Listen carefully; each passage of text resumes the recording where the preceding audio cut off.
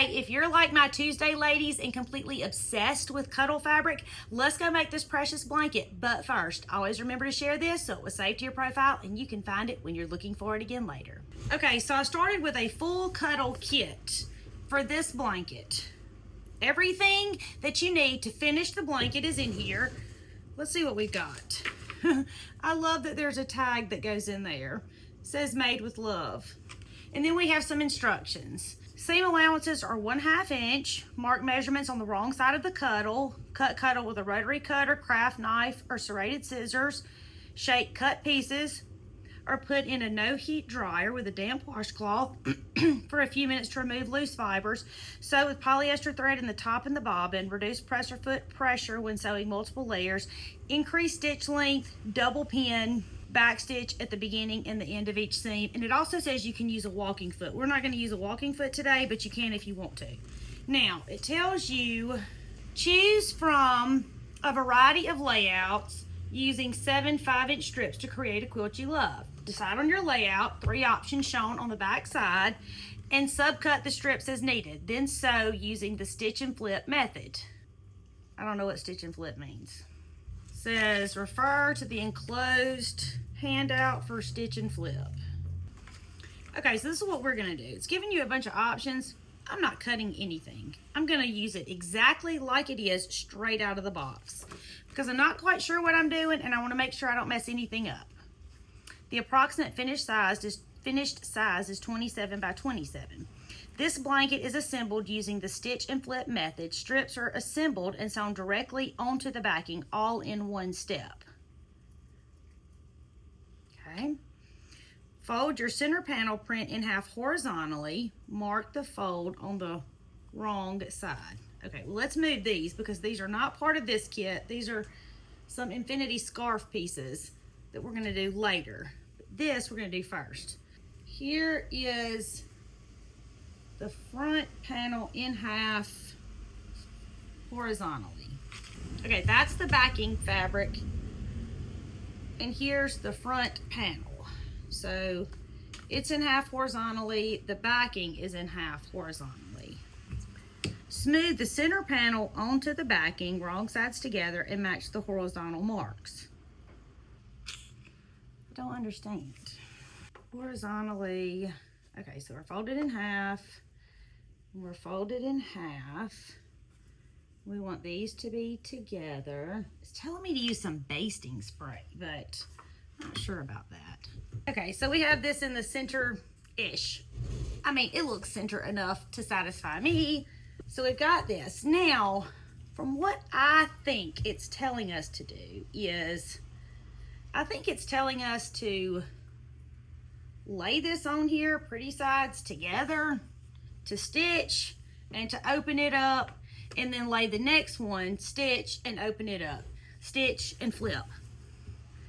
That's how I understand the directions. If you've done this before and I have it wrong, and I might have it wrong, or most definitely have it wrong, or maybe there's a whole different, easier way to do this, I want you to tell me. So I'm not spray basting anything. I'm not saying you shouldn't. The instructions say you should, but I got this kit today and I want to do it today, and I don't have any spray based. So what I'm doing is pinning, and I'm not putting as many pins as I probably should, but I am putting some pins there. Now I'm going to go and sew a straight stitch down each side of this. I'm going to sew it really long, the longest stitch that I can. If you lengthen the stitch, it makes it so much easier to sew.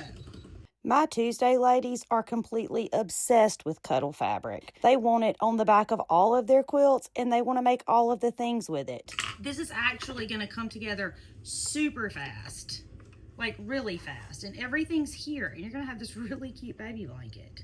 Okay, I didn't put as many pins as they told me to, and I sewed like a big U. I was going to go down each side of this center panel, but I went across this end just because I was going here and backing up. I didn't go across that end. You can, but we're going to bind it in a minute, so it's going to have some stitches, and if I weren't going back to go over this side, I wouldn't have gone across this end either.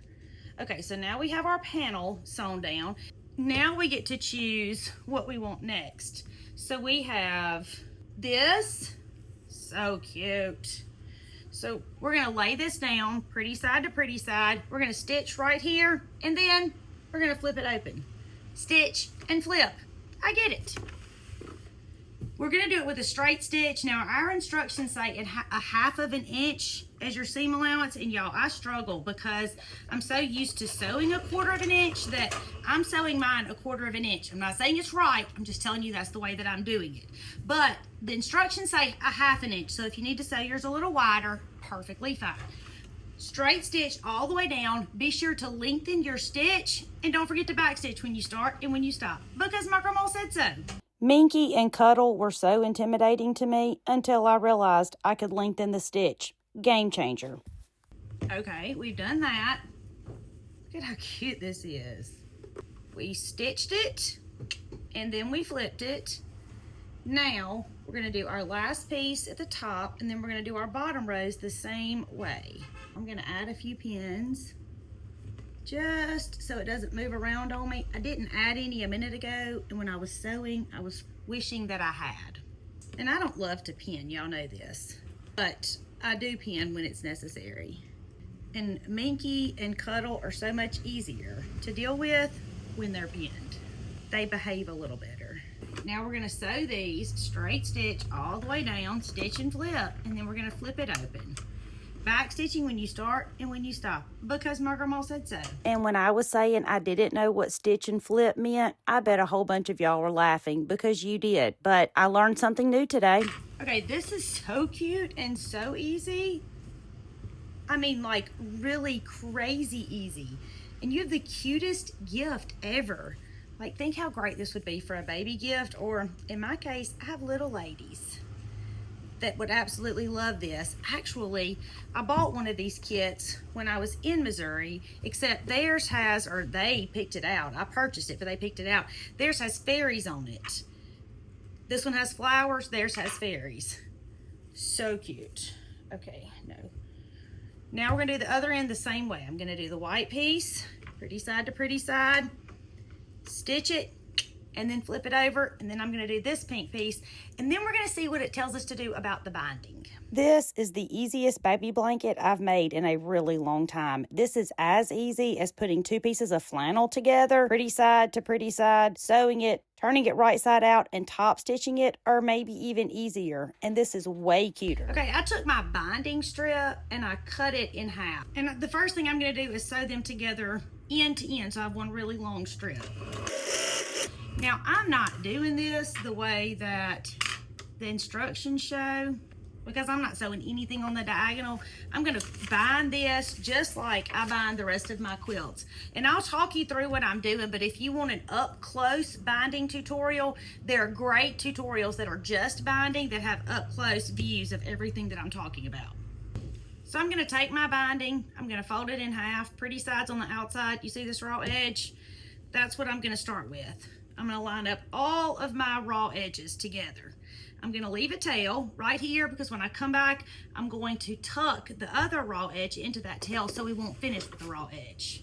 So I have all of my raw edges together. And now remember, our instructions say a 1/2 inch, but I can't help but do a 1/4 inch. It's just the way my brain is trained. But if you want to do a 1/2 inch, or not if you want to, but you probably should do a 1/2 inch, because that's what Cuddle Fabric recommends. So now I'm going to straight stitch from here all the way down until I get about that far from the corner, and then I'll show you what I'm going to do. Back stitching when you start and when you stop, because my grandma said so. I was pretty intimidated by this Cuddle, because I thought, am I going to be able to do this? Is it going to look a hot wreck? But y'all, this is gorgeous and so easy. Now I'm about that far from the corner, so I'm going to take my binding and turn it out to the right, and then I'm going to come back to the left. And that's going to give me pretty mitered corners when I turn it over. Now, I'm going to sew to the next corner, do the same thing, the next, and the next, until I get all the way back around. And I wish I would have pinned or clipped or something. I'm not a pinner or a clipper normally, but because of the stretchiness of this fabric, and it kind of slides and shifts all over the place, I wish I would have pinned and clipped. But, you know, the first one of anything is always the hardest. And after that, the next million are so easy. So the next million blankets that I make, super simple. But I already know that y'all have the best tips and tricks because y'all taught me all the things. You taught me that the paper comes off of the back of a template so you can see through it. You taught me how to zigzag over dental floss or embroidery thread or fishing line to make the easiest ruffle. You've taught me all the things, and I'm really excited to see what you're going to teach me here too. Now, I'm back at the end. I'm going to be back where I met this, so I'm going to take this piece and fold it up. And then I'm going to tuck this piece inside of it so that I don't have any raw edges. Do you see that? And I'm going to sew all the way down to where I started. And this is what I have. So I'm going to fold it over, and this time I'm just going to sew right here next to the edge all the way around. This blanket was so easy. We'll be done in just a few minutes. It probably has taken me maybe 30 minutes total to do this, and it's so cute. It's so cute. Now, the way that I do my binding, you only see it on one side. So if I wanted to see this on the front, I would have started on the back and flipped it over to the front. But because I started on the front, when I'm finished with it, it'll be flipped over to the back, and you'll only see the front of your quilt. Now, there's a million ways to do binding. I'm not telling you this is the way you should do it. I'm just showing you the way that I'm doing it. And this time, I'm going to sew really close to this edge all the way around. I love that the kit gives you everything you need start to finish, so you can start your quilt and finish it. And I was wrong. It took me a total of 43 minutes. 43 minutes for the cutest baby gift ever. Look how sweet this is. It's so perfect, and it literally took me about 25 minutes. I'm pretty sure I read somewhere that if you use press and seal, it will keep it from being so hairy, but it feels so good. Okay, so I have the perfect baby in mind for this blanket. If you have used Cuddle before, I need you to tell me all of your secrets and all the things that you've made. The little ladies each picked a blanket kit like this, only theirs are fairies, and I'm super excited to make these too. Oh wait, before we go, I want to tell y'all, they have a whole bunch of tips in here. We didn't do the binding like they told us to. Y'all know the pattern is not the boss of you, right? You do it however it's easiest for you. There's a list of suggested notions: a 9014 stretch machine needle, polyester thread, felt tip marker or ballpoint pen, rotary cutter and mat, micro serrated scissors or craft knife, long flower head pins, fabric clips, stiletto, basting spray, parchment paper or newsprint to prevent overspray, and a walking foot. Now, I do think a walking foot would be very helpful. I'm committed to only showing y'all what we can make with your machine and the foot that you have on it. Your machine may have come with a walking foot. I have one, but I want to make sure that everything I'm showing you, you can do with your machine. So we made this with, we didn't use a stretch needle, we just used a universal needle. We didn't use a walking foot. We didn't use any kind of special thread or markers or turning tools. The only thing we used is what we always use, what you see right here. I'm not saying any of these suggestions are bad. I'm not saying they're bad. I think they're actually great suggestions. I'm just saying that you can do it with what you have, or if you got these things, it may potentially make it a little easier. But this is just the beginning of my journey with Cuddle, and now I've made this so fast and so easy. I want to make all the things. My name is Tammy. I'm your favorite sewing teacher, and I would love for you to come sew with me.